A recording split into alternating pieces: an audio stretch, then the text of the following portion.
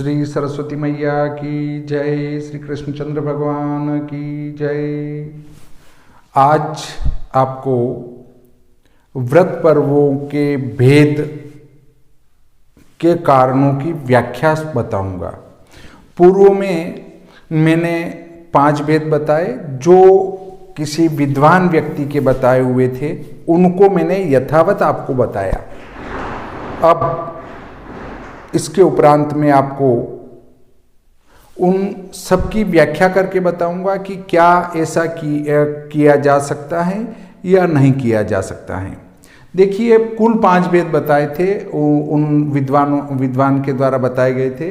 पंचांगी गणितों में भेद, भूपृष्ठीय भेद, ऋषि आचार्यों के वचनों में एकता का अभाव, संप्रदायादि भेद, स्थानीय परंपराएं। ये 5 बिंदु मैंने बताए थे और पांचों के 5 वीडियो अलग अलग बनाए। अब लेते हैं हम पहला वाला भेद, पंचांगी गणितों में भेद।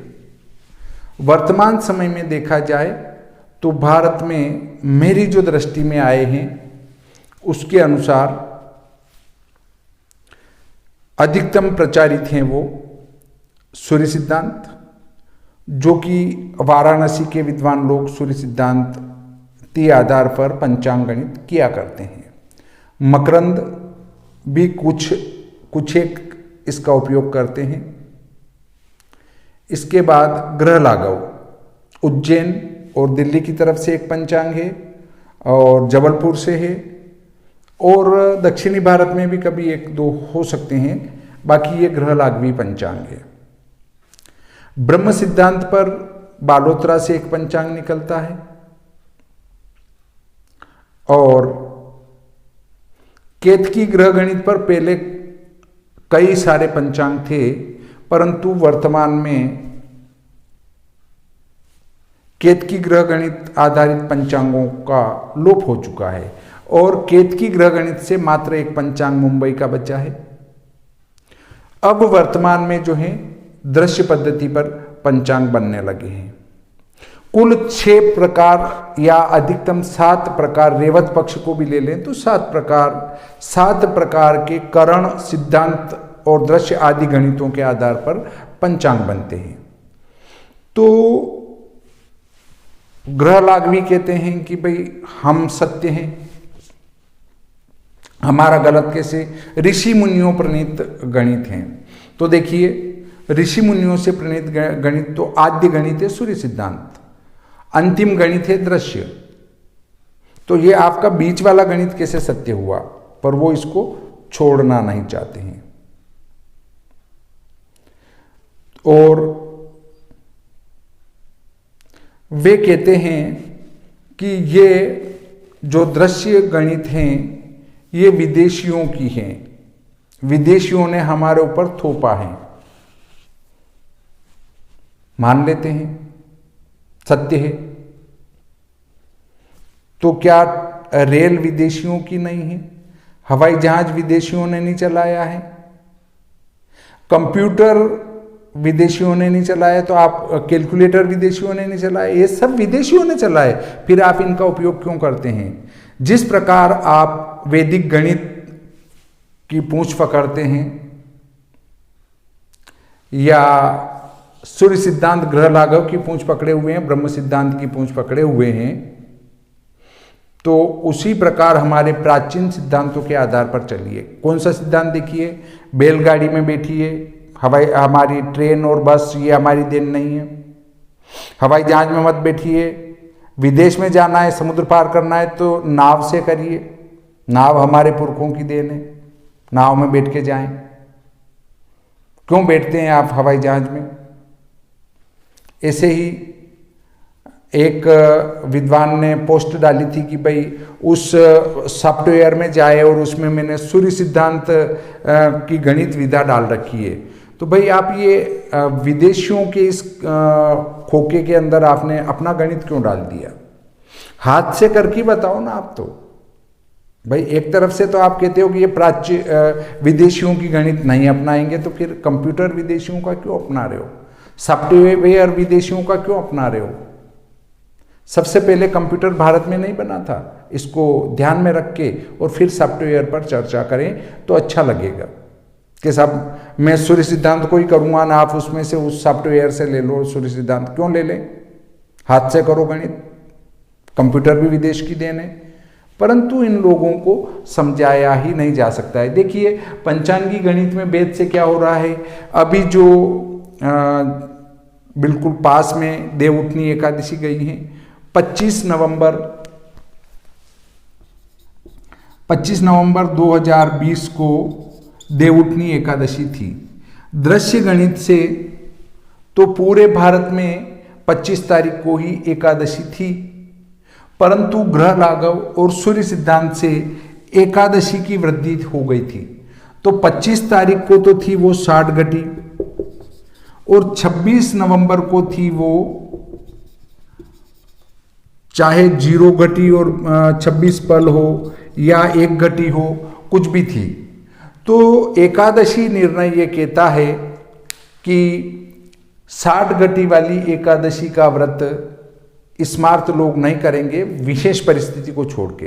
तो स्मार्त का व्रत 26 तारीख को आता है, ग्रह लाघव, सूर्य सिद्धांत, मकरंद और ब्रह्म सिद्धांत से। परंतु केतकी और दृश्य गणित से वह 25 तारीख को ही आता है, क्योंकि 25 तारीख को एकादशी का मान 60 घटी से कम रहेगा पूरे भारत में। तो 25 नवंबर को ही देवउठनी एकादशी होगी और सबने मनाई भी 25 नवंबर को है। परंतु जो ये गणित करता है, इनके अनुसार 26 नवंबर 2020 को एकादशी का व्रत होना चाहिए। तो देखिए इस भेद को मिटा ही नहीं सकते हैं। क्यों नहीं मिटा सकते हैं? क्योंकि वे जो ग्रह लाघव से पंचांग बना रहे हैं, सूर्य सिद्धांत से बना रहे हैं, मकरंद से बना रहे हैं, ग्रह उससे केतकी से बना रहे हैं, या जैसे उसको ले लेते हैं हम ब्रह्म सिद्धांत से बना रहे हैं, रेवत पक्ष से बना रहे हैं, वो सब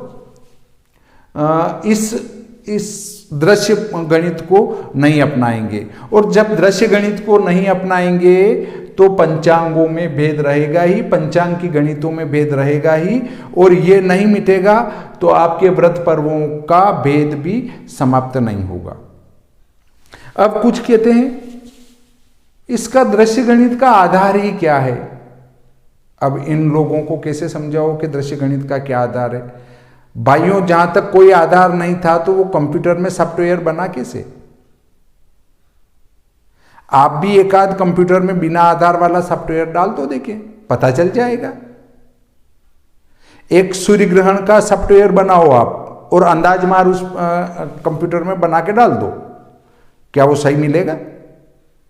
अब इन लोगों को समझाया ही नहीं जा सकता है। जो उस गणित के पक्षपाती हैं, सूर्य सिद्धांत, ग्रह लाघव के, वो लोगों के दिमाग में ये बिठा देते हैं इस गणित का तो कोई आधार ही नहीं है, ये तो सॉफ्टवेयर से लेते हैं।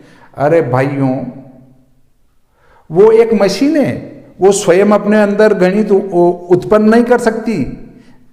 जैसे मनुष्यों के, पशुओं के, पक्षियों के बच्चे होते हैं, पेड़ पौधों के नए पेड़ पौधे हो जाते हैं, उसी प्रकार इन मशीनों के नई मशीन पैदा नहीं हो जाती है। मशीन में कोई नया सॉफ्टवेयर अपने आप नहीं बन जाता है, बनाना पड़ता है।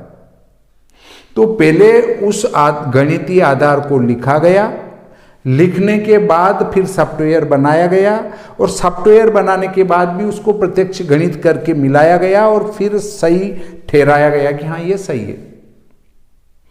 तो शायद ये बात समझ में अब आ चुकी होगी कि इसका आधार ही क्या है। इसका आधार है तब सॉफ्टवेयर बना है, बिना आधार के सॉफ्टवेयर नहीं बना करते हैं। परंतु आप लोगों की ये बात समझ से परे है, इसलिए इस पर चर्चा न करें तो उचित रहेगा। देखिए, पंचांग के गणितों का भेद आप मिटा नहीं सकते। क्यों नहीं मिटा सकते? क्योंकि ग्रह लाघवी दृश्य पे आएंगे नहीं और दृश्य वाले ग्रह लाघव पे जाएंगे नहीं, ग्रह लाघवी सूर्य सिद्धांत पे जाएंगे नहीं और दृश्य वाले भी सूर्य सिद्धांत पे जाएंगे नहीं, और सूर्य सिद्धांत वाले दृश्य पे आएंगे नहीं। अब दृश्य के संबंध में एक चुलेट जी शास्त्री की अध्यक्षता में इंदौर में एक 1929 के अंदर ही एक बहुत बड़ी सभा हुई थी। उसमें भी दृश्य पद्धति के पंचांग को समर्थन मिला था। और 1955 और 68 में भारत सरकार ने जो पंचांगकर्ताओं की बैठक बुलाई थी, उसमें भी यही दृश्य पद्धति को ही समर्थन मिला था। तो भाइयों, जब इतना समर्थन मिल चुका है तो फिर आप वहाँ उन बैठकों में जाके क्यों नहीं बोलते हैं? केवल अपने घर में बैठ के चलाते हैं, वो अच्छा नहीं है। या तो उस सभा में बैठ के बोलना था कि सूर्य सिद्धांत सही है या ग्रह लाघव सही है, ऐसा बोलना था, परंतु वहां नहीं बोल पाए। और इसलिए ये भेद समाप्त नहीं होगा, ये पंचांगी गणितों में भेद चलता ही रहेगा जहां तक एक नई पीढ़ी उत्पन्न नहीं होती। और एक और है कि यूनिवर्सिटी में भी वही सूर्य सिद्धांत पढ़ाया जाता है, तो अब उनको नया जो है दृश्य गणित कैसे आएगा? कम से कम मेरा एक सुझाव है कि जैसे विज्ञान की नई खोजें होती जा रही है, वैसा भौतिक रसायन में सारा कोर्स नीचे उतरता जा रहा है। वैसे ही 11वीं 12वीं में भी ज्योतिष का एक विषय हो, फिर उसके बाद स्नातक में केतकी ग्रह गणित पढ़ाई जावे और फिर सूर्य सिद्धांत पढ़ाए जावे, ताकि लोगों को दृश्य का ज्ञान भी हो और उसका ज्ञान भी हो। परंतु ऐसा होगा नहीं, इससे हम इस पंचांगी गणित के भेद पर चर्चा नहीं करेंगे। अब भूपृष्ठीय भेद देखिए, भारत इतना बड़ा विशाल देश है कि जो 67 रेखांश से चलता है और 90, 94 या 96 अक्षांश पर जाकर रेखांश पर जाकर समाप्त होता है। 67 से 94, 96 रेखांश के बीच में भारत है। तो इतने बड़े क्षेत्र में जाकर अब 96 भी लेते हैं हम, 96 और 67 का अंतर करें तो 16 में से 7 गए 9, 9 में से 7 गए 2, 29 रेखांश का अंतर है, यानी 4 निम्न 36, 4 दूनी 12 और 3 15, 6 दूनी 12 और 3 15, मतलब 2 घंटे और 36 मिनट का लगभग अंतर है। नहीं, ये गलत गुणा गलत कर दिया। 4 निम्न 36, 4 दूनी 8 और 3 11, 4 निम्न 36, 4 दूनी 8 और 3 11, 116 मिनट। 116 मिनट का अर्थ है 1 घंटा 56 मिनट, मतलब मोटे रूप में 2 घंटे का अंतर बैठता है। 2 घंटे के अंतर में तिथियों के समाप्ति काल, नक्षत्रों के समाप्ति काल में आगा पीछा हो जाता है, एक दिन आगे या एक दिन पीछे हो जाता है। तो इसमें भूपृष्ठीय भेद के कारण आप व्रत पर्व का भेद कभी नहीं मिटा सकते। देखिए, एक महाराष्ट्र के बहुत बड़े विद्वान से मेरी चर्चा हुई थी। उनने कहा कि हम इस एक ही स्थान के आधार पर पंचांग बनाएं और तदनुरूप जो है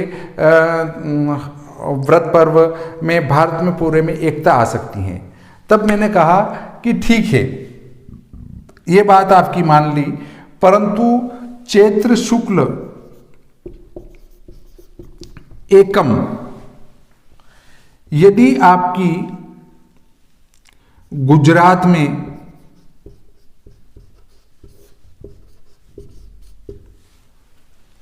59 घटी 50 पल हैं और अमावस्या जो है उसके पहले चैत्र की वो 1 घटी है, अर्थात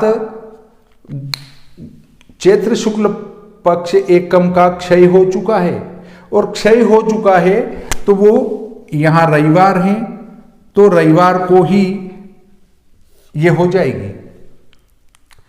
तो वहां का राजा तो रवि होगा, परंतु जैसे ही हम मध्य प्रदेश में प्रवेश करेंगे तो यहां पर एकम सोमवार को आएगी।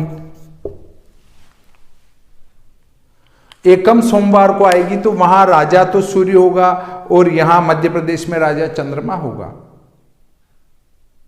और इससे भी जब हम बिहार में चले जाएंगे तो बिहार में जाने के बाद वहां पर 1 घटी हो जाएगी, और 1 घटी हो जाएगी तब वहां पर घट स्थापना भी सोमवार को होगी। तब उनने कहा कि आप बिल्कुल सही बात कह रहे हैं, इस आधार पर हम यदि व्रत पर्व का निर्णय तो करेंगे 82-30 और 23-11 के आधार पर, ठीक है, इसके आधार पर कर लेते हैं।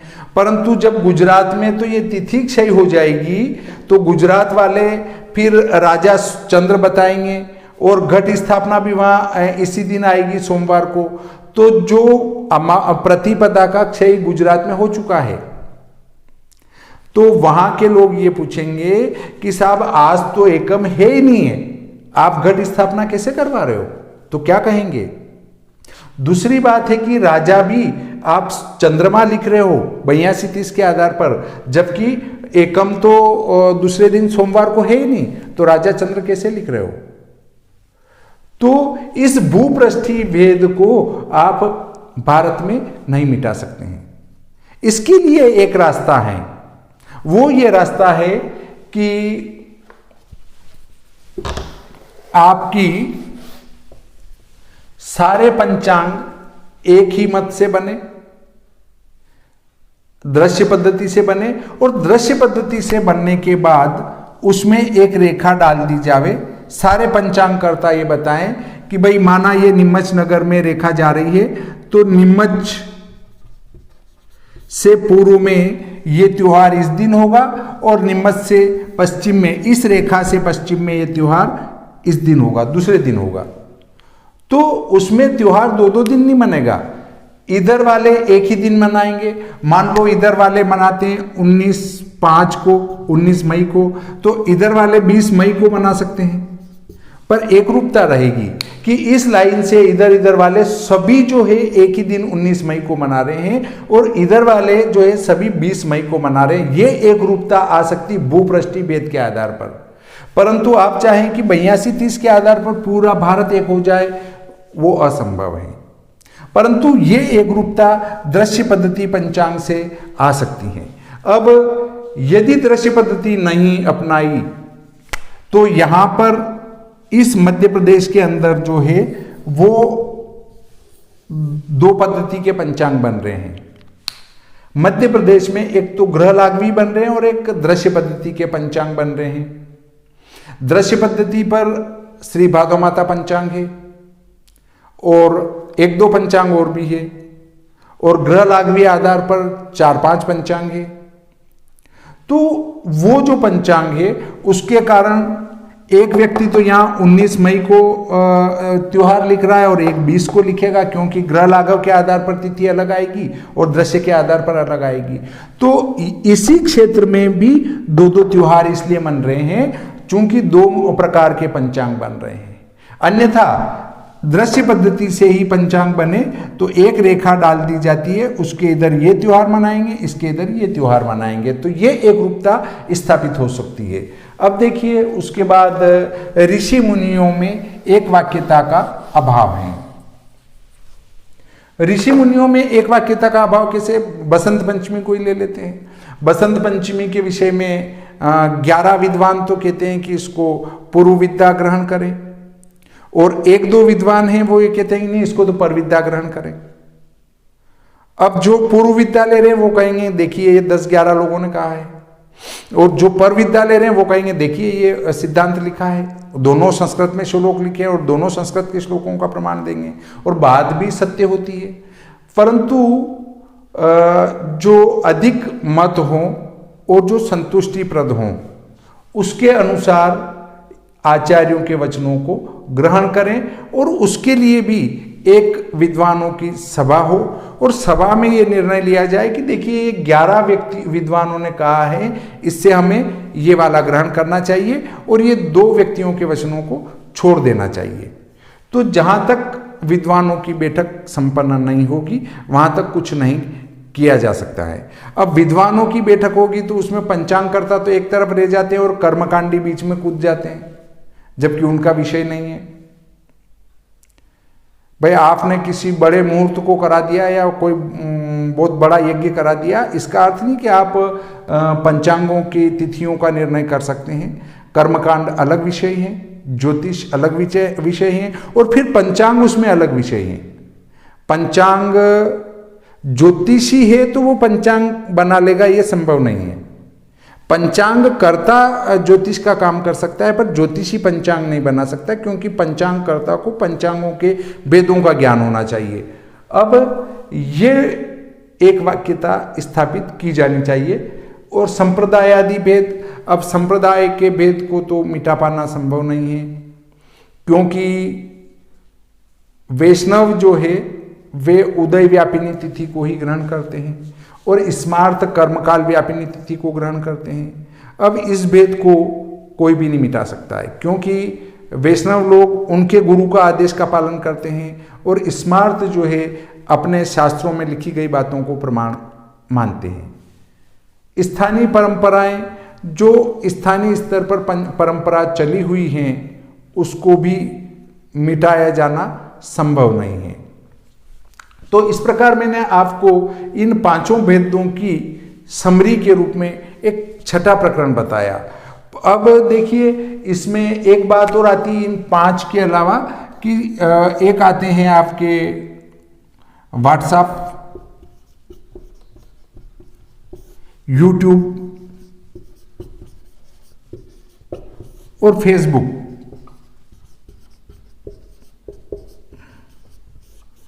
ये भी जो है त्योहारों को 2-2 दिन करते हैं।